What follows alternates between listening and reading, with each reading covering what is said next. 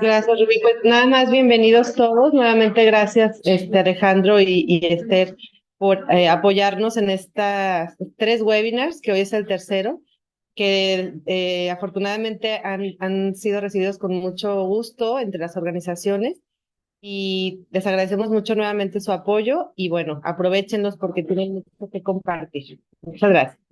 Bienvenidos. Gracias, Cristian, y muchas gracias, Rubí, por presentarnos y por darnos la oportunidad que a través de la Fundación Expo Guadalajara, pues podamos compartir, ¿no? Y fortalecer el trabajo de las organizaciones de la sociedad civil. Muchísimas gracias. Pues vamos a comenzar. Ya nos presentaron, así que hoy pasamos a ver los temas que vamos a revisar en el webinar de hoy sobre cooperación internacional. Vamos a ver los diferentes enfoques o los diferentes, digamos, temas prioritarios de la cooperación internacional para México y América Latina. Vamos a ver algunos ejes transversales que, digamos, todos los proyectos deberían de tener para tener mayor probabilidad de ser financiados por un donante internacional. Vamos a conocer un poquito la dinámica y los tipos de cooperantes internacionales que tenemos y algunas fuentes de financiamiento internacional y cómo hacer un mapeo de donantes para poder identificar a esos potenciales donantes internacionales que puedan financiar nuestros programas o proyectos, ¿no? Entonces vamos a empezar con algo muy general, los enfoques de la cooperación internacional. Y sobre los enfoques de la cooperación internacional, hay que tomar en cuenta un contexto, ¿no? Un contexto interesante que, digamos, gracias a la pandemia, la cooperación internacional ha vuelto a poner los ojos en América Latina, ¿no? Antes de la pandemia, antes del 2020, la cooperación internacional en América Latina se estaba retirando. No solamente era el caso de México, otros países más de renta media de América Latina, pues la cooperación había justificado de que no era necesario una inversión tan millonaria para proyectos de desarrollo en América Latina y se estaban enfocando más en África, Oriente y algunos países del sudeste asiático, ¿no? En el caso de Latinoamérica se estaban enfocando más en Haití, ¿no? Y en algunos países muy específicos. Pero llegó la pandemia y la pandemia evidenció, ¿no? La gran debilidad y la gran extrema pobreza y exclusión que hay en nuestros países. Y eso justificó nuevamente que la cooperación pusiera los ojos de nuevo en América Latina, es decir, que volviera a incrementar sus presupuestos y que redefiniera, ¿no? O hiciera ajustes a los enfoques de cooperación internacional, ¿no? Entonces estamos en un momento, de hecho, bastante dinámico de la cooperación en México y América Latina, un nuevo enfoque, y ahorita vamos a ver como qué enfoques claves se están tomando en cuenta, ¿no? Entonces, digamos que ese es el contexto en que estamos viviendo. Obviamente hay inflación, ¿no? Y eso puede afectar que la cooperación internacional, el dinero que destine rinda menos, ¿no? Hay diferentes guerras, la de Ucrania, la de Gaza, donde la cooperación está poniendo esfuerzos en esos países, ¿no? Sin embargo, América Latina sigue siendo una prioridad, sobre todo México, un país con grandes índices de violencia y con unas desigualdades enormes, ¿no? Y eso también hace que la cooperación se enfoque en nosotros. El cambio climático, ¿no? Que se ha convertido en un eje transversal. Cualquier proyecto o programa debería tener un enfoque de preparación para el cambio climático, aunque sea un proyecto de salud, de educación, de empoderamiento, debería tener estrategias de preparación para el cambio climático porque todos lo vamos a vivir, todos los proyectos lo van a tener que sufrir, ¿no? Y tenemos que estar preparados. Y este es un enfoque muy grande para la cooperación y cada vez van a haber más recursos en este tema, ¿no? Conflictos, crisis humanitarias como la de Gaza, eso puede de alguna manera afectar el destino o los enfoques de los fondos de la cooperación. Igual el desplazamiento forzado, como el tema de la migración, que México es un país de paso para migrantes, ¿no? Es otro tema clave también de la cooperación. El uso de tecnologías, ¿no? Es un desafío también para el desarrollo de nuestros países. Y como les digo, la pandemia vino a evidenciar lo vulnerables y frágiles que somos y esto hizo que la cooperación volviera a poner ojos, ¿no? Aquí tenemos un listado de diferentes temáticas que digamos son enfoques de algunos de los cooperantes, ¿no? Y que posiblemente algunas de estas temáticas estén relacionadas o alineadas con lo que hacemos. Por ejemplo, el tema de migración segura y ordenada. Sabemos que México es un paso de migrantes, ¿no? Y también México, ¿no? Expulsa gente a Estados Unidos, ¿no? El tema de democracia, integridad, transparencia y buen gobierno, que tiene que ver con la modernización del Estado. seguridad ciudadana y cultura de paz, ¿no? Con todo el tema de prevención de la violencia, desarrollo económico sostenible, sobre todo el desarrollo de comunidades más vulnerables a través de proyectos productivos. Y eso tiene que ver también con el emprendimiento, ¿no? Sobre todo en mujeres, en jóvenes, para fortalecer el desarrollo local. El empoderamiento de jóvenes para prepararlos para la empleabilidad, ¿no? Y también la reinserción laboral exitosa. El tema de agricultura y desarrollo rural sostenible que tiene que ver cómo nos preparamos en el campo para enfrentar el cambio climático.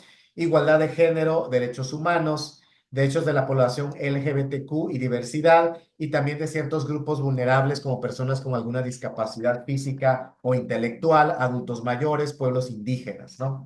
Justicia, Estado de Derecho y combate a la corrupción, que también tiene que ver con la modernización del Estado. El cambio climático y medio ambiente, como les decía, ese va a ser el tema clave. Sobre ahí tenemos que hacer los esfuerzos de mejorar la metodología de nuestros programas, tener estrategias de preparación para el cambio climático en cualquier programa que tengamos, tener este tema en nuestro discurso institucional, en nuestra página web, en nuestras redes sociales, en nuestro pitch institucional. Tenemos que aprender más sobre preparación de cambio climático. Otros temas como acceso a una educación o una salud de calidad, el tema de responsabilidad social empresarial para conectarnos con el sector privado, reducción de la desigualdad socioeconómica, fortalecimiento de la educación técnica y vocacional, que tiene que ver también con el tema de emprendimientos, gobernanza de recursos naturales, que tiene que ver cómo el recurso natural es también un derecho humano, ¿no? Que podamos vivir en hábitats donde los recursos naturales pues sean sostenibles, ¿no? Inclusión financiera y microemprendimiento, que tiene que ver con modelos de negocios sociales, salud pública y prevención de enfermedades, desarrollo de infraestructura y tecnología, cultura y patrimonio, resiliencia ante desastres naturales, otra vez el tema de cambio climático, derechos indígenas y pueblos originarios, y la seguridad alimentaria y agricultura sostenible también tiene que ver con la gran sombría de prepararnos para el cambio climático, ¿no?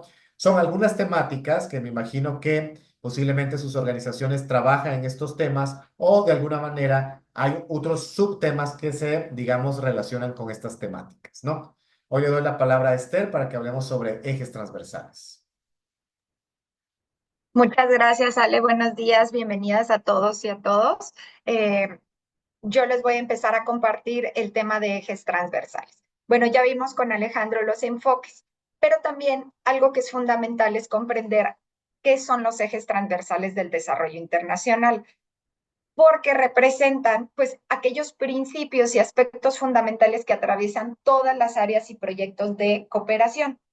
Estos ejes son como los hilos conductores que unen y dan coherencia a todas las iniciativas de desarrollo. Abordan cuestiones que son clave en todas las áreas, como los derechos humanos, la sostenibilidad ambiental, la igualdad de género y la gobernanza. ¿Cuáles son las diferencias entre los ejes transversales y los enfoques que nos acaba de compartir Alejandro? Pues que los enfoques se refieren como a las áreas temáticas específicas en los que se centra la cooperación internacional, ya sea como la migración, la agricultura, todos esos enfoques que nos compartió Ale. Y por otro lado, los ejes transversales son los principios y dimensiones que deben considerarse en todas las áreas y enfoques. Son como los lentes a través de los cuales miramos cada una de las iniciativas para asegurarnos de que apliquen valores claves como derechos humanos y sostenibilidad. Así, cuando ustedes ya comprenden los ejes transversales y sus diferencias con los enfoques, pues podemos adoptar de manera más integral y de manera holística que nuestras intervenciones de cooperación internacional sean más amplias, ¿no? Y así abordar desafíos interconectados de manera más efectiva, promover también un desarrollo equitativo y sostenible y pues finalmente construir un mejor futuro. Bien, dentro de la, no, el anterior, por favor. Dentro de los ejes transversales tenemos 10 aquí en pantalla. Tenemos los Objetivos de Desarrollo Sostenible, que son esa guía para promover el desarrollo a nivel global promovido por la Agencia de Naciones Unidas. Vamos a ver un poquito más a detalle más adelante. Y cada uno de estos 17 objetivos pues abordan un área específica como la pobreza, la educación, la igualdad de género, etcétera, ¿no? Los ODS lo que nos proporcionan es una visión integral para lograr una intervención equitativa y sostenible. Tenemos también como ejes transversal las políticas públicas que se desarrollan en los contextos en los que realizamos nuestras intervenciones. Y estas son herramientas para promover el desarrollo sostenible y abordar desafíos sociales. Estas políticas las realizan los gobiernos y que buscan implementar estrategias y medidas pues para mejorar la calidad de vida de las personas y así de alguna manera colaborar en la eficiencia administrativa, solventar las necesidades y las problemáticas que aquejan a la población. El tercer eje es el de responsabilidad social empresarial. Anteriormente solo se veía como que existía el gobierno y existía la cooperación, pero empezó a verse un movimiento en las últimas décadas sobre que las empresas deben sumarse a los impactos que generan en la sociedad y en el medio ambiente, ¿no? Entonces, mediante la adopción de políticas y prácticas éticas sostenibles y socialmente responsables, pues las empresas contribuyen a ese desarrollo equitativo, la protección del medio ambiente y el bienestar en las comunidades. Tenemos el medio ambiente, que como bien este es un enfoque, pero también es un eje transversal. ¿Por qué? Porque es crucial para que todas las intervenciones tengan este eje para promover la sostenibilidad y abordar el cambio climático desde distintas perspectivas, para que haya prácticas de consumo y producción sostenibles y para que haya un cuidado al medio ambiente a través de todas las intervenciones que nosotros realizamos. Otro de los ejes es el de derechos humanos y perspectivas de género y diversidad. Esta perspectiva pues deben ser considerados también de manera transversal en todas las áreas de desarrollo, porque se debe garantizar la igualdad de derechos y oportunidades, eliminar y buscar que se eliminen y promover la inclusión en todas las intervenciones, porque son fundamentales para lograr un desarrollo equitativo y sostenible. Otro de los ejes que ha sido promovido en las últimas décadas tiene que ver con el empoderamiento, es decir, el fortalecimiento de las personas y las comunidades para que éstas sean agentes activos de su propio desarrollo. Anteriormente se tenía más el enfoque y la transversalización de que fuera asistencial. Sin embargo, ha venido cambiando la narrativa para que esta sea una promoción a la participación y que las comunidades puedan también participar en la toma de decisiones y acceso de recursos y oportunidades para que se logre un objetivo inclusivo y sostenible. Por otro lado, tenemos el eje de sostenibilidad local y tiene que ver con este empoderamiento que acabamos de hablar. El enfoque de sostenibilidad local lo que implica y destaca es la importancia de promover el desarrollo desde la base, tomando en cuenta las necesidades y particularidades de cada una de las personas que beneficiamos o de las comunidades en las que estamos impactando. Y tenemos el abordaje multisectorial para enfrentar desafíos complejos, es decir, fomentar enfoques que involucren a distintos actores como gubernamentales, la sociedad civil, el sector privado y organismos internacionales. Porque lo que se busca es que a través de esta colaboración y la coordinación entre este tipo de actores, se aborde de manera más integral los problemas, pero también las soluciones para que éstas sean efectivas y sostenibles.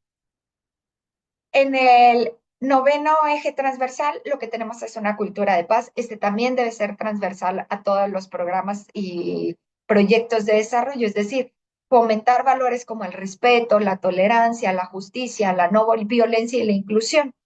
Es decir, prevenir conflictos, promover el diálogo, la resolución pacífica de conflictos y para así construir pues sociedades más justas y armoniosas. Y por último tenemos el eje de gobernanza, que este es fundamental para el desarrollo sostenible, que es la promoción de instituciones sólidas, transparencia, rendición de cuentas, participación ciudadana y la buena gestión de recursos. Una gobernanza, pues, garantiza una implementación exitosa y estrategias de desarrollo. Ahora sí, la siguiente, Ale, por favor. Gracias. Algo que es importante que ustedes entiendan, ya entendieron los enfoques, ya entendieron los ejes transversales, es cuál es la dinámica de la cooperación internacional. Bueno, dentro de esta dinámica hay varios puntos que es necesario que ustedes comprendan. Dentro de esta dinámica hay varias maneras que se puede entender. Por un lado, tenemos la firma de acuerdos internacionales con el gobierno u otros organismos internacionales y que establecen como bases de colaboración en áreas específicas como desarrollo económico, derechos humanos, sostenibilidad, etcétera, ¿no? Tenemos también otra manera que es el presupuesto y apoyo técnico a las secretarías de Estado cuando asignan recursos financieros para implementación de políticas y programas o dan asesoramiento. Hay también apoyo de programas y políticas públicas, que ya sea directo a políticas públicas o proyectos en específico, como puede ser erradicación de la pobreza, el cambio climático y la generación de nuevas intervenciones. Además, tenemos que generar colaboración con gobiernos de Estado, es decir, no solo a nivel de la federación, sino también con gobiernos de Estado, de cada uno de los estados, o a nivel local con los municipios. Y por último, tenemos, no quiere decir que sean las únicas, son algunas para que ustedes tengan idea de cómo funciona. Tenemos las alianzas multisectoriales que son con gobierno, cooperación, organizaciones de la sociedad civil y empresas, ¿no? Es decir, muchas veces generan estas alianzas y también generan relaciones bilaterales, ya sea con organizaciones de la sociedad civil, con fuentes de financiamiento, proyectos y asesorías específicas, o con el sector privado y a veces todos estos actores. La siguiente, por favor. Bien, algo que es fundamental que comprendan para entender todo el panorama de cooperación internacional es el papel que juega la Secretaría de Relaciones Exteriores.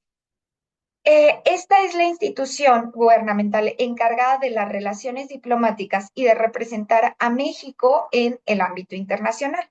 Y al entender qué hace esta institución, ustedes como organizaciones de sociedad civil podrán entender cómo interactuar con ella y aprovechar oportunidades de colaboración y cooperación. Algo que es importante que tomen en cuenta es que actualmente, bueno, recién acaba de cambiar el gobierno federal, entonces el secretario es Juan Ramón de la Fuente, ¿no? ¿Y qué aspectos es necesarios entender de la secretaría? Bueno, que generan pues acuerdos bilaterales y de cooperación internacional, generando acuerdos específicos o alianzas con otros países. También generan acuerdos de cooperación en aspectos específicos como salud, medio ambiente, comercio, etcétera, y generan también alianzas comerciales. Además, tienen espacios de colaboración con organismos internacionales de desarrollo, estableciendo convenios y estrategias con organismos internacionales como el Banco Mundial, los programas de Naciones Unidas, etcétera. Y también para que lo tengan en mente, es la institución, perdón, que administra las embajadas y los consulados de México en el exterior. Algo que les va a servir mucho es conocer sobre la Dirección General de Vinculación con las Organizaciones de la Sociedad Civil, porque a través de esta dirección es que en muchas ocasiones se comparten las convocatorias o subvenciones a las que ustedes como sociedad civil pueden aplicar y pueden generar vínculos de comunicación. Yo los invito a que los sigan en sus redes sociales, estén a pendiente de los posts, porque ahí sale cuando abren un nuevo financiamiento o con qué consulado están trabajando ahorita, etcétera, o con qué agencia de cooperación y así. Adelante, Ale, ya la siguiente los dejo con Ale. Gracias, Esther. Bueno, vamos a ver los diferentes tipos de cooperantes internacionales. Ya Esther les presentó de manera general, digamos, esos enfoques de la cooperación, los ejes transversales. Importante acercarnos, como decía Esther, a la Secretaría de Relaciones Exteriores, a ese departamento de vinculación con las OSCs, porque ellos tienen ese directorio de cooperantes internacionales registrados en México, que les puede servir a ustedes para armar su propio directorio de cooperantes. Muy bien. Vamos a ver 6 tipos de cooperantes internacionales que existen para México y para América Latina.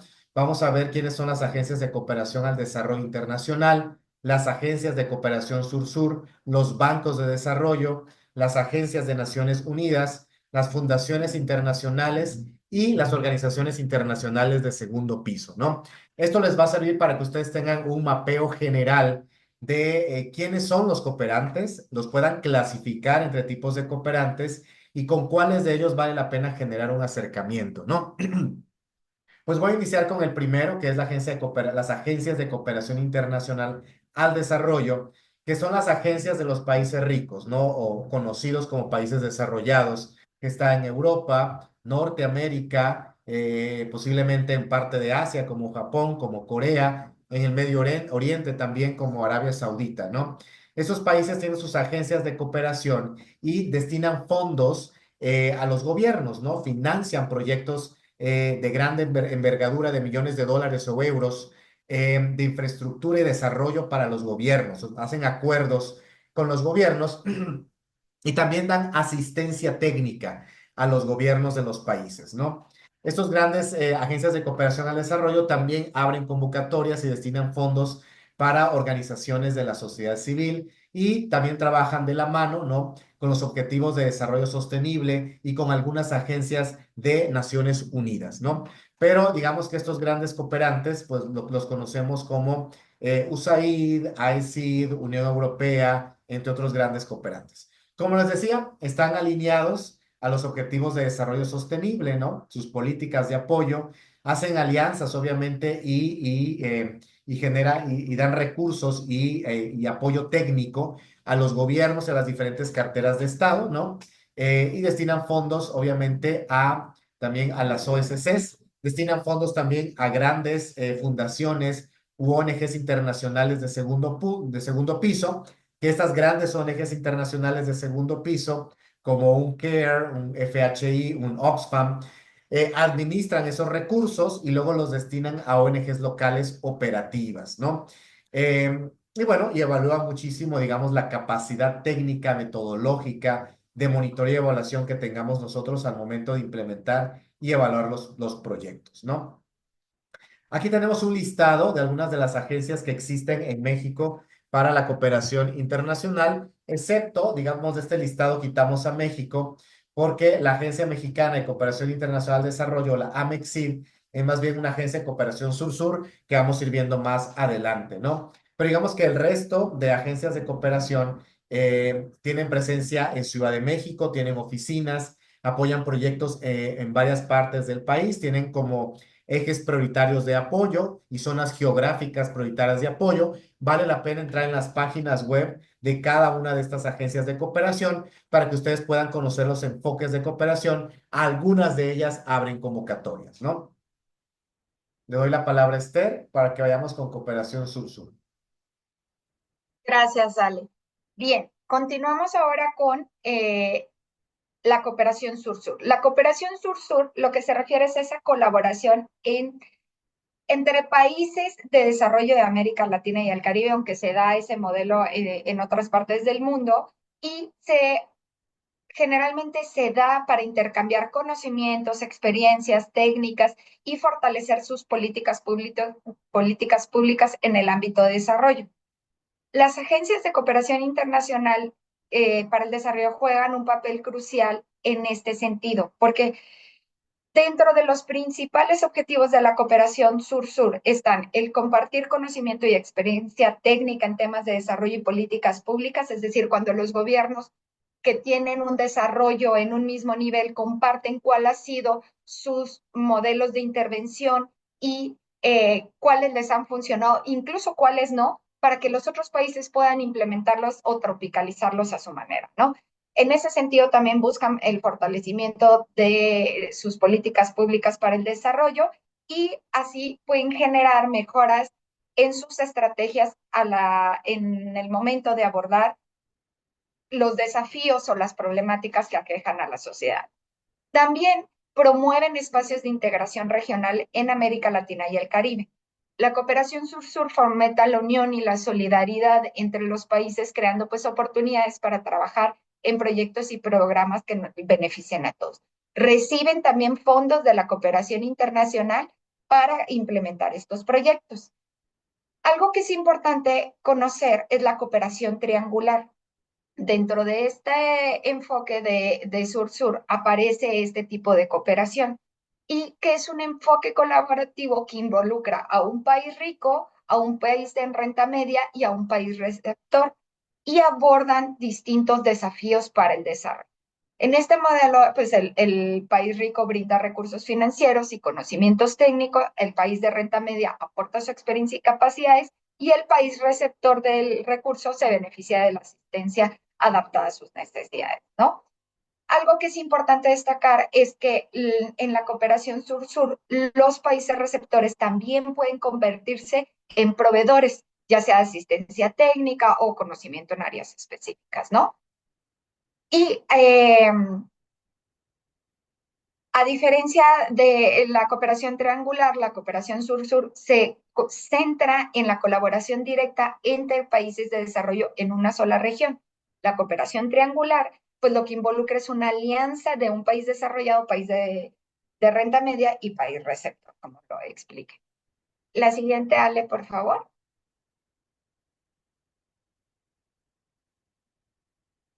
Bien, en el contexto de la cooperación sur-sur destacan diversos actores que desempeñan un papel fundamental en la promoción de este desarrollo en países en vías de desarrollo, valga la redundancia. Algunos ejemplos que son muy grandes tienen que ver con Chile, que tienen la Agencia Chilena de Cooperación Internacional para el Desarrollo, la Agencia Brasileña de Cooperación, pero también está la MEXID. La MEXID es la agencia de México. En este caso, pues buscan promover, coordinar y ejecutar la cooperación para el desarrollo de México con un enfoque de cooperación sur-sur. Y ellos también lideran la cooperación en el Triángulo Norte con una prioridad. En este caso, se enfocan en áreas de migración, seguridad, empleabilidad, desarrollo local, también emprendimiento y ayuda humanitaria en caso de catástrofes, ¿no? Como puede ser con huracanes, etcétera. Y también esta agencia participa en la colaboración de el modelo triangular de alianzas y colaboraciones, ¿no? En distintos tipos de conocimientos o áreas a partir de recursos o experiencias que ha tenido la MEXID y México. Adelante, Ale.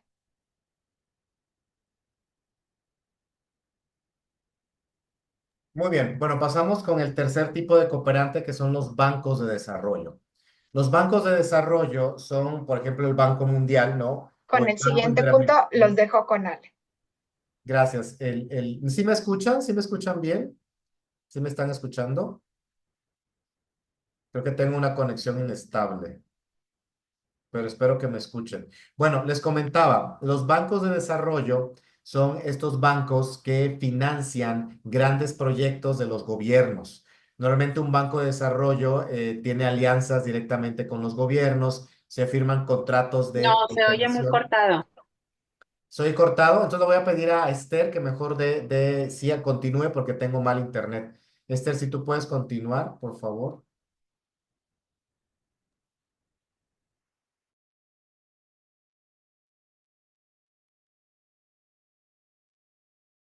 Sí.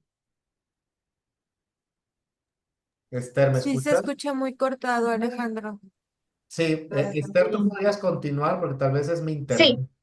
Adelante. sí, yo sigo. Bueno, tenemos también los bancos de desarrollo. Los bancos de desarrollo son aquellas instituciones financieras internacionales que promueven el financiamiento y asistencia técnica para proyectos.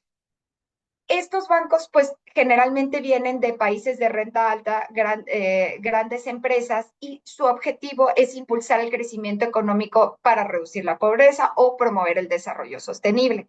Algunos se conforman de distintos países de renta media, no en específico de uno, ¿no? Tenemos el Banco Mundial, que es muy conocido, tenemos el Fondo Monetario Internacional, tenemos el Banco de Desarrollo de América Latina, el CAP, el Banco Interamericano de Desarrollo, del BID, que es el que generalmente nosotros como latinoamericanos podemos estar más en contacto, y también está el Banco de Desarrollo de China. Generalmente este tipo de instituciones colaboran más a nivel gobierno, pero en ocasiones sí lanzan proyectos o subvenciones para organizaciones de la sociedad civil. En este caso, el BID, yo les recomiendo cada uno de estos loguitos que ven en pantalla tiene una liga, y con eso pueden ingresar a los sitios. La siguiente, Ale, por favor. Bien, el Banco Interamericano, como les decía, es el que más nos puede servir, suena feo, pero de alguna manera nos puede apoyar en lo que nosotros hacemos como organizaciones de la sociedad civil. Este banco tiene algunas prioridades en el caso de América Latina. Ellos tienen siempre planes quinquenales, y en este sentido, lo que se ha concentrado el banco para este periodo es la inclusión social e igualdad, productividad e innovación, e integración económica regional. En el tema de innovación, y sobre todo innovación tecnológica, se han involucrado muchísimo y apoyan mucho de este tipo de propuestas. Algo que también es importante que conozcan es que tienen muchísimos eh, cursos y formatos de capacitación que pueden aprovechar, porque muchos son gratuitos. Yo los invito a que visiten su página y tomen cursos. Yo he tomado varios de ellos y son muy buenos, y aprende uno muchísimo sobre temas importantes, y pues la mayoría son gratuitos.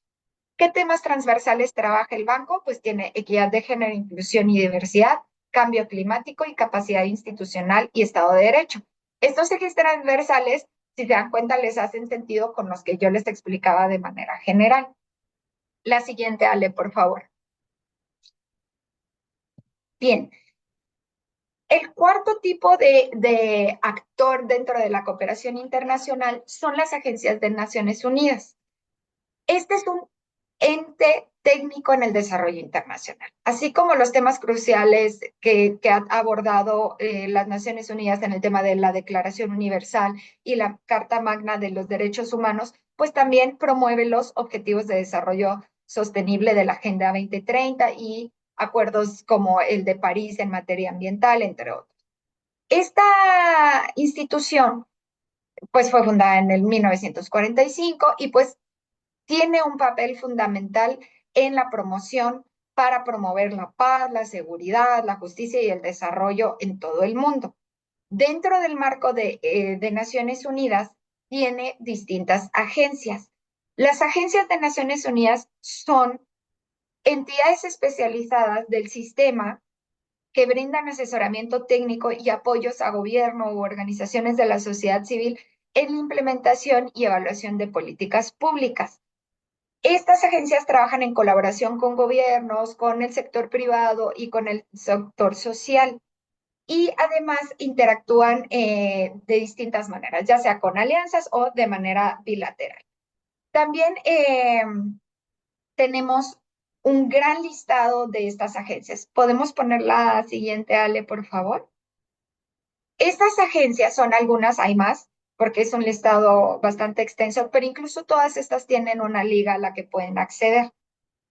Pero tenemos como la UNICEF, que es el Fondo de las Naciones Unidas para la Infancia, ACNUR, que es la Oficina del Alto Comisionado de Naciones Unidas. Cada una de estas, si se dan cuenta, tiene como una temática específica a la que se concentra su trabajo, ¿no? También tenemos la Organización Internacional del Trabajo, el PNUD, Programa de Naciones Unidas, el Programa Mundial de Alimentos, el Fondo de Población para las Naciones Unidas, ONU Mujeres, que casi todos hemos estado de alguna manera en contacto con ellos, también ONU Habitat, y bueno, aquí está todo el listado para que ustedes puedan acceder según la temática que colabora su organización, les puede funcionar más. Y no solo para buscar fuentes de financiamiento, sino porque producen mucha información que les puede servir para contextualizar sus problemáticas o desafíos que enfrentan en sus comunidades. La siguiente, Ale, por favor. Bien, tenemos los objetivos de desarrollo sostenible que la mayoría de los que estamos en esta videollamada conocemos, y que son promovidos por esta entidad, por Naciones Unidas, y es un llamado a la acción para abordar los desafíos globales y construir un futuro sostenible. algo que es muy importante es que ustedes, así como lo poníamos en ejes transversales, toda la labor que ustedes generan y los trabajos que realizan desde sus organizaciones siempre vinculen a qué objetivos de desarrollo sostenible están impactando o buscan abonar sus trabajos, ¿no? Ya sea con el fin de la pobreza, la educación de calidad, la reducción de desigualdades o la paz y justicia para instituciones sólidas, etc. La siguiente, por favor. Bien, ¿cuáles son las oportunidades de fondeo que tienen las agencias de Naciones Unidas? Eh, por un lado son de fondeo, pero también de vinculación. Algo que es relevante es que muchas de estas no abren como tal convocatorias o subvenciones, pero a medida que los conocen, pueden llegar a buscar colaborar con algún tipo de recurso. Entonces es importante que se vinculen con los representantes de las agencias en México y si encuentren si hay algún tipo de proyecto en su estado, etcétera, ¿no? También con el Fondo de Naciones Unidas para la Población, a veces abren convocatorias específicas. También tenemos en ONU Mujeres abren adquisiciones o licitaciones, en algunos casos como en el PNUD. La OPS también lanza convocatorias de la salud, etcétera, ¿no? La siguiente, Ale, no sé si ya está mejor tu internet. Sí, vamos a ver cómo funciona. Tal vez voy a quitar mi video, tal vez así funcione mi internet. Espero me escuchen. ¿Sí me escuchan? Sí, sí, te escuchamos. Ok, voy a quitar mi video mejor. Bueno, vamos a ver el tipo de comparante número 5 que son las fundaciones internacionales, ¿no? Estas fundaciones internacionales, normalmente su dinero, su capital o su fondo o su fondeo, viene en muchos casos de empresas, ¿no? Son fundaciones corporativas internacionales o son fondos que vienen de familias o son fondos de inversión cuya rentabilidad se integra a este fondo que administra una fundación internacional. Estas fundaciones internacionales, pues igual están alineadas con los Objetivos de Desarrollo Sostenible, ¿no? De Naciones Unidas. Algunas abren convocatorias, otras no. Y para acercarnos a ellas hay que presentar notas conceptuales, ¿no? Las notas conceptuales son un resumen ejecutivo de un programa o de un proyecto que no tiene más de 5 páginas y esa es la nota conceptual que se le presenta a una fundación internacional al momento de solicitarle una cita, ¿no? La fundación lee, analiza, ¿no? Esa nota conceptual y luego nos invita a presentar una propuesta que posiblemente en esa invitación ellos nos dan el formato para llenarlo con el proyecto o nosotros entregamos una propuesta con nuestro propio formato, ¿no?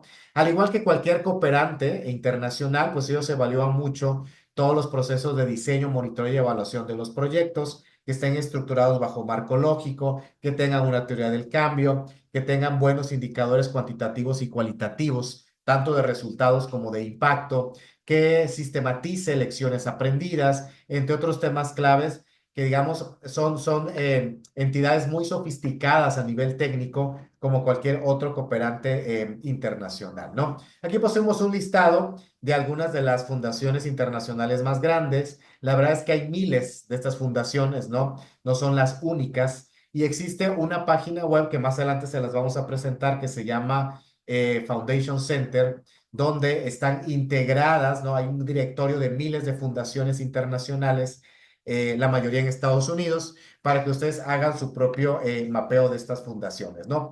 En el caso de México, digamos, las que tienen más presencia, pues es FAR Foundation, que trabaja en zonas geográficas muy específicas del país. Hispanics in Philanthropy, pues tiene una fundación y también tiene una plataforma de crowdfunding que se llama HipGive. International Community Foundation también tiene una presencia muy fuerte en México. También está la Inter-American Development Foundation, por mencionar algunas de las fundaciones grandes que trabajan en el país, ¿no?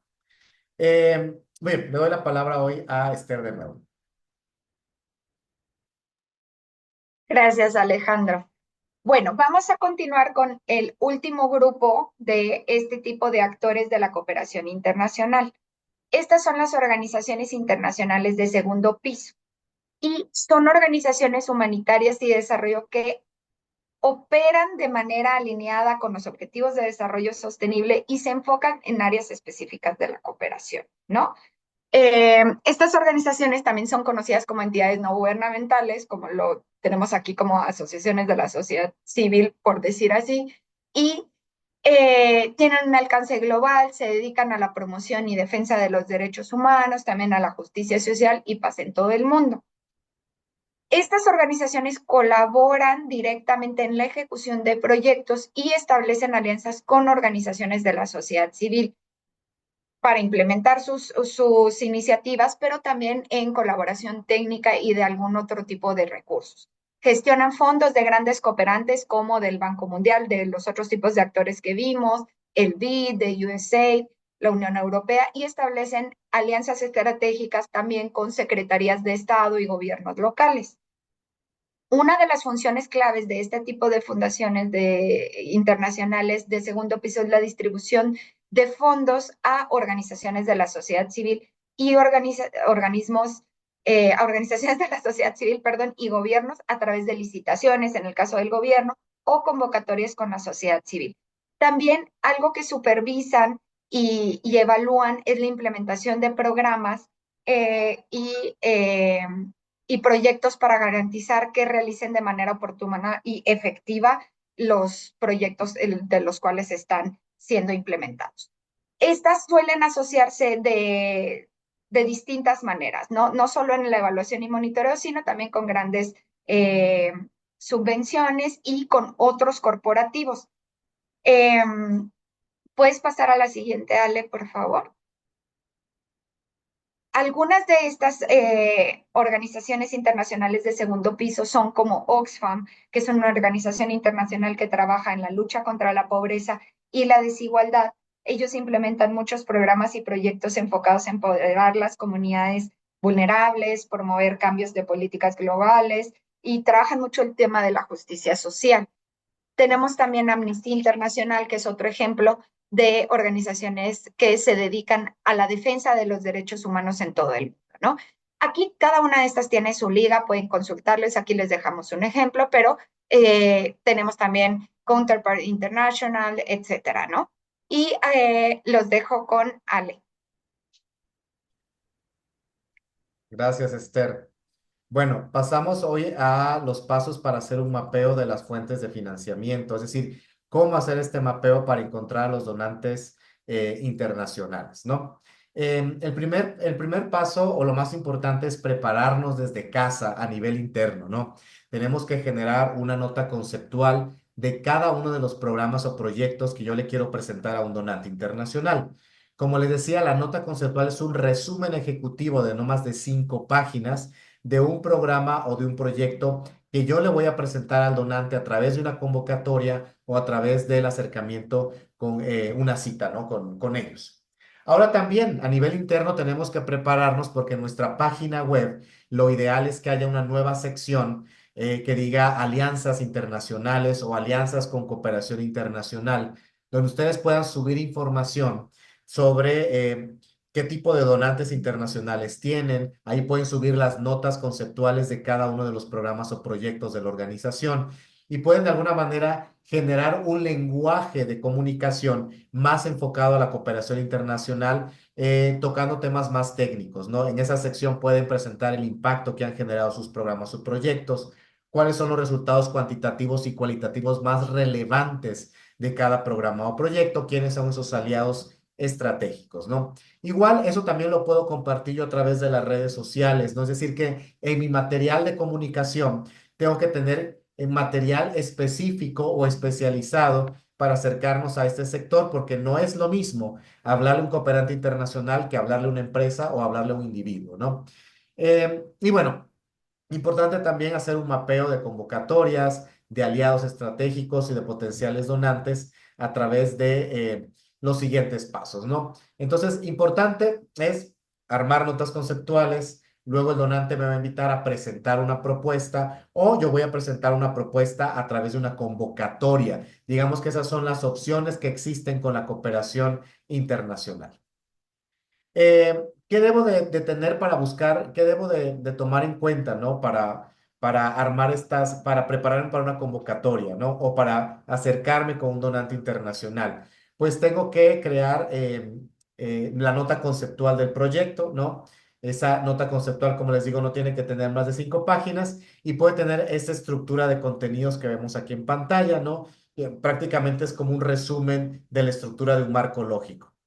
Ahora, las propuestas pues ya son mucho más detalladas, ¿no? Tienen elementos mucho más detallados del proyecto y explican de manera detallada la metodología, ¿no? Normalmente están alineadas con el marco lógico y tienen elementos claves como la introducción, áreas de intervención, la justificación del proyecto, descripción del programa, incluyendo o alineándolos con los ODS, cuál es la población meta que voy a atender, en qué zona geográfica voy a implementar el proyecto, la meta y los objetivos del proyecto, cuál es la metodología o las principales estrategias claves del proyecto, tomar en cuenta que yo quiero generar una teoría del cambio, ¿no? Indicadores, ¿no? Y herramientas de monitoreo y evaluación, tanto cuantitativas como cualitativas, los resultados que he alcanzado en los últimos años y los que quiero alcanzar en los próximos años, estrategias de sostenibilidad para hacerle entender al donante que tenemos otras contrapartidas y que no solamente dependemos de un solo donante, que es algo que le va a interesar mucho a un cooperante internacional, que no trabajemos aislados, que trabajemos en red con otros donantes o aliados, que tengamos fondos o alianzas con gobierno, con otros cooperantes internacionales, con la empresa privada, con la academia, con los gobiernos locales, ¿no? Que trabajemos en redes multisectoriales, en mesas de trabajo. Eso da mucha confianza a un cooperante internacional. Quienes trabajamos aislados, posiblemente el cooperante va a tener algunas dudas o falta de credibilidad porque no estamos trabajando en alianza con otros actores, ¿no? El personal que se va a involucrar en el proyecto, un cronograma de actividades donde semana con semana y mes con mes, cómo voy a implementar el proyecto y obviamente un presupuesto, que lo ideal sería presentar un presupuesto por lo menos a 3 años para que aseguremos que el donante nos apoye por lo menos durante 3 años. No queremos donaciones anuales porque eso no le da sostenibilidad a mediano y largo plazo a un proyecto. Queremos alianzas, ¿no? Realmente estratégicas que duren por lo menos 3 años, ¿no? Creo que me adelanté, eso creo que te tocaba a ti, pero si quieres te dejo esta parte del mapeo a ti, perdón. No te preocupes, no pasa nada. Eh, Algo como que les sugerimos o que desde NEC hemos promovido es generar algunos pasos para hacer este mapeo de convocatorias y su directorio de potenciales donantes. Algo que como organizaciones tienen que tener en cuenta y que a veces tenemos un vicio es solo estar buscando las convocatorias de fondos específicos, pero nosotros tenemos que de manera paralela tener una estrategia para generar potenciales donantes. Y en este sentido hay que seguir estos pasos, ¿no? Es decir, no solo identificar las convocatorias, sino generar como que un contexto en el que nos conozcan.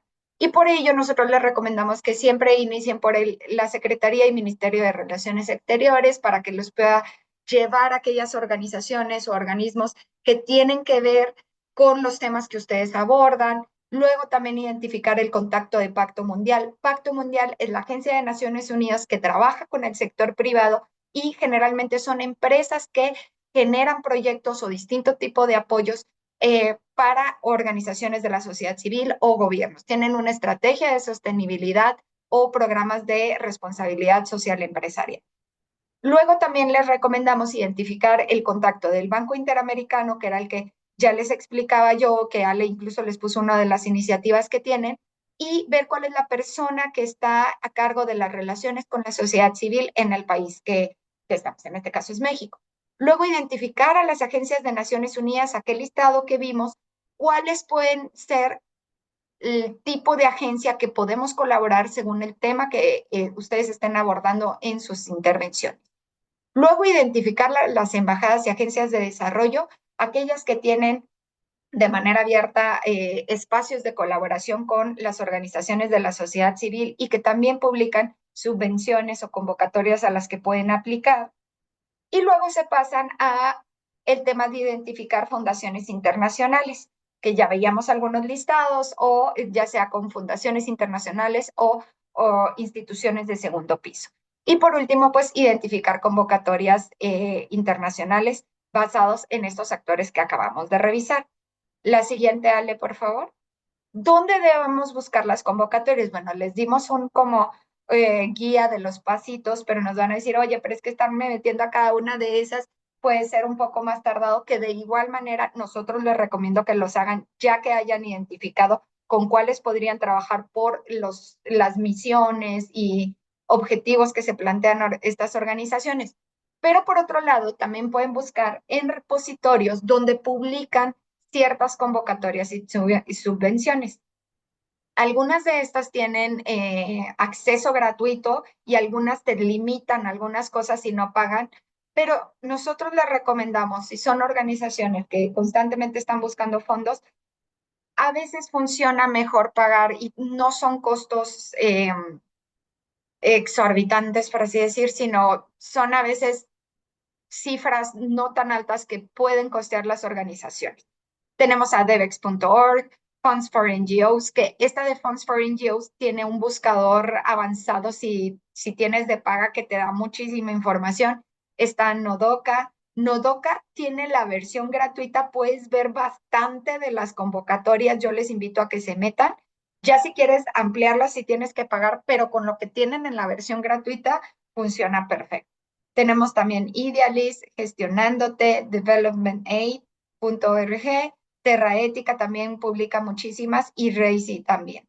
Entonces, aquí les dejamos como que estos repositorios que vienen con su liga donde pueden estar buscando convocatorias. Esto es un proceso continuo durante el año, o sea, no es solo lo hago una vez, pues yo sé que es trabajo y tiempo y requiere mucha dedicación el estar haciendo, pero a medida que ustedes se vayan haciendo a la tarea de estar haciendo esas búsquedas, van a poder lograr conseguir más fuentes de financiamiento.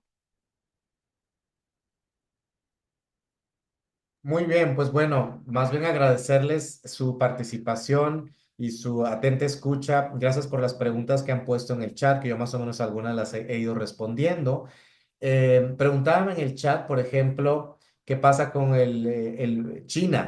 China, ¿no? China tiene su banco de desarrollo que le va a hacer la competencia al BID y al CAF, ¿no? Para América Latina y tiene su agencia de cooperación al desarrollo, ¿no?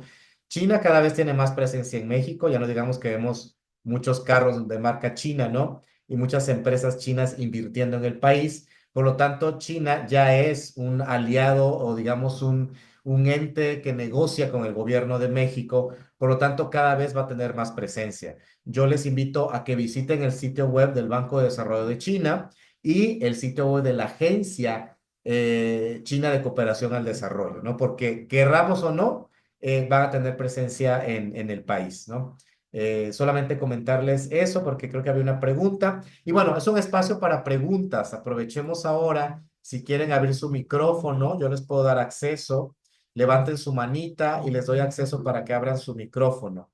Creo que Osvaldo tenía la mano levantada. Adelante, Osvaldo. Mm.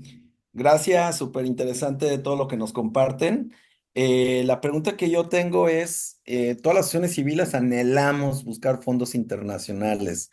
Entonces, no sé si nos pueden decir como las 5 cosas por las cuales no es tan común que las organizaciones civiles en México accedan a esos fondos. O sea, ahora sí que de manera práctica y directa y aceptamos jitomatazos, ¿por qué no lo estamos logrando? Gracias, Bueno, desde su mira, experiencia, no, muy obviamente. buena pregunta, Osvaldo. Muchas gracias. Yo creo que el primero es que tenemos que invertirle tiempo en hacer un mapeo de donantes. A veces no nos acercamos a la cooperación porque no los conocemos, no los hemos identificado con nombre y apellido, no hemos identificado a la persona de contacto, su correo electrónico, su teléfono, ¿no? La página web, etcétera, ¿no? O se abren convocatorias. Entonces vale la pena primero hacer un buen mapeo de cooperantes internacionales, ¿no? Como decía Esther, llevar a cabo estos 7 pasos que vemos aquí. Si los llevamos de manera ordenada, les aseguro que ustedes van a tener un buen directorio de donantes internacionales y ya van a saber a quiénes exactamente acercarse, ¿no? Entonces hay que invertir tiempo en esta investigación y en este mapeo. Y ahora es buen momento, porque ahorita nos podemos preparar para el 2025. Ahora es un buen momento de planeación estratégica para el 25, con la finalidad que ya en enero tengamos el directorio de donantes listo, el calendario de convocatorias actualizado, para ya empezar a tocar puertas desde enero o febrero con los cooperantes, ¿no? Eso sería el primer paso, la inversión para identificarlos. El segundo es que tenemos que tener una muy buena capacidad técnico-metodológica. Todos nuestros proyectos tienen que estar estructurados bajo marco lógico, es decir, tener esa estructura que más o menos les compartimos aquí en el segundo cuadro que dice propuesta. Eso es una estructura de marco lógico, ¿no? Tenemos que revisar que nuestros proyectos tengan esta estructura porque el donante internacional es muy técnico y muy sofisticado y va a verificar que sus proyectos estén bien estructurados técnicamente, que tengan su propia teoría del cambio, ¿no? ¿Qué es lo que yo quiero generar después de 2 a 5 años de implementar un proyecto para generar un cambio significativo en la vida de los participantes, ¿no? Digamos que ese sería el tercer elemento que si no estamos preparados con una estructura metodológica muy fortalecida, posiblemente las propuestas que le vamos a presentar a los donantes no van a ser de calidad, se van a quedar débiles, ¿no? Y por lo tanto, vamos a participar en convocatorias, pero no podemos, digamos, cumplir con los requisitos técnicos del donante. También dentro de la elaboración de la propuesta tenemos que tener muy buenas prácticas de transparencia y rendición de cuentas, ¿no? Que eso tiene que ver con el donante hace un proceso de debida diligencia, que en inglés se conoce como due diligence, porque les va a pedir su acta constitutiva, quienes integran su junta directiva, su última memoria de labores, su informe financiero anual, ¿no? Entre otros elementos claves que hablan sobre la transparencia y rendición de cuentas que ustedes pueden otorgar, ¿no? Y el tercer punto, ¿no? Que yo menciono es que tenemos que posicionarnos con la cooperación internacional. Tenemos que tener un calendario de eventos. ¿En qué eventos está organizando la cooperación internacional para nosotros asistir a esos eventos e ir intercambiando tarjetas, estrechando manos con potenciales miembros de la cooperación, ¿no? También tener, como les decía, en la página web una sección solamente con información para la cooperación internacional, con aspectos más técnicos y metodológicos de nuestros programas o proyectos. Tener un pitch institucional solamente para cooperación internacional.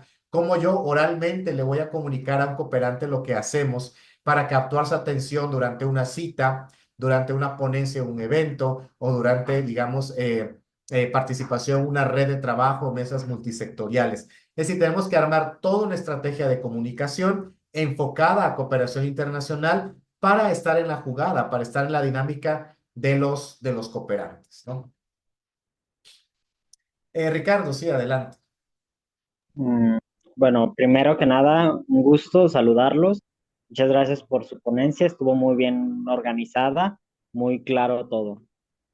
Tú dijiste que, por ejemplo, necesita haber una madurez por parte de una organización civil para poder dar confianza a un cooperante internacional. ¿En qué momento, bajo qué estándar ya puedes decir que una organización ya es relativamente madura para poder ya competir con un cooperante internacional?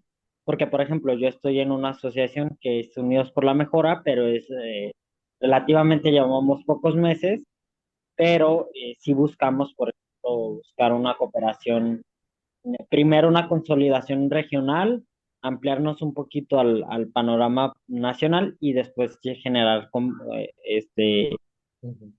una cooperación internacional, por supuesto, pero sí, sí dentro de nuestros objetivos, obviamente tener la base metodológica, teórica, la institucionalización de la organización, pero en qué momento ya uno ya puede decir, tiene ciertas bases donde ya puedes competir.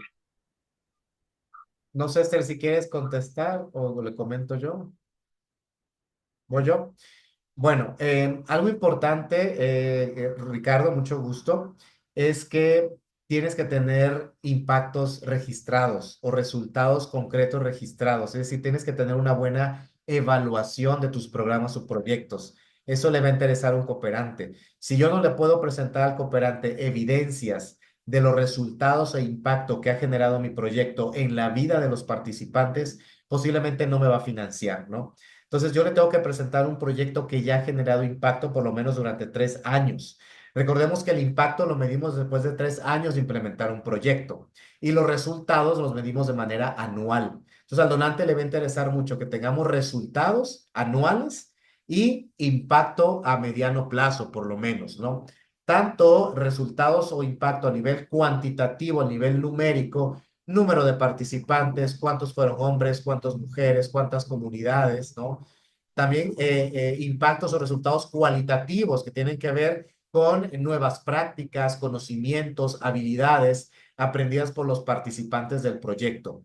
Si yo no tengo buena evaluación y un buen registro de estos resultados e impacto, posiblemente al donante no le va a interesar financiarnos. Eso da mucha confianza. Ahora, también hay algunas convocatorias que son pocas que financian proyectos nuevos, que dan capital semilla para arrancar un proyecto o que dan recursos para escalar un proyecto bastante nuevo.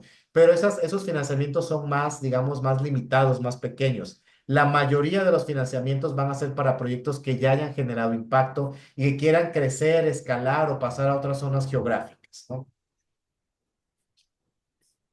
Muy bien. Muchísimas gracias. A ti, Ricardo. Más preguntas, aprovechemos. Si no hay más preguntas, pues prácticamente agradecerles su participación. Yo solamente les quiero dejar aquí al final, pues, información de contacto, ¿no? Aquí tenemos un correo al final para que nos puedan contactar, ¿no? Ahí están los teléfonos, dependiendo del país que nos visitan. Tenemos oficinas en varios países de América Latina y también se pueden meter a nuestra página web, que es www. Le voy a pedir a Esther si la puede poner en el chat nuestra página web para que nos conozcan. Jonathan, no sé si tenías alguna pregunta. Más bien, si me pudieras apoyar a repetir la diapositiva anterior, por favor, no seas malo. ¿Esta? ¿O cuál era? Perdón. Sí, esa está bien, perfecto. Muchísimas Sí. gracias. Recuerden que todo esto se los va a compartir, se los vamos a compartir nosotros y también la Fundación Expo Guadalajara a todos ustedes junto con el video grabado, ¿no? A todos los que se inscribieron les va a llegar esta presentación y el video grabado sin falta. Pues agradecerles, gracias por estar aquí con nosotros, se los agradecemos muchísimo y agradecemos también a la Fundación Expo Guadalajara por invitarnos. Y no sé, Rubí, si tienes algún aviso, si no pasaríamos a la toma de fotografía. Sí, pues antes que nada, sí quisiera agradecerte a ti, Alejandro, y a Esther, todas las atenciones, digo, estos webinarios, los tres que tuvimos la oportunidad de tomarlos, creo que fueron muy enriquecedores para nuestras organizaciones. Muchísimas gracias. Esperemos el próximo año contar con más webinarios, contar con cursos presenciales, así esperemos. Creo que no me dejarán mentir, que nos dejan con ganas de más, con ganas de tener más cursos con ustedes. Entonces nosotros desde nuestra trinchera vamos a estar trabajando para tener más cursos de este tipo para fortalecer nuestras instituciones. Gracias a todos por acompañarnos, por el interés, por la atención. Vi que fuimos 50 constantes, no hubo de que se salían, se metían y eso. Creo que todos estábamos como muy atentos. Y pues desde Fundación Expo nos comprometemos con ustedes a traer este tipo de información con expertos como Alejandro, como Esther, pues para fortalecernos. Muchísimas gracias de verdad.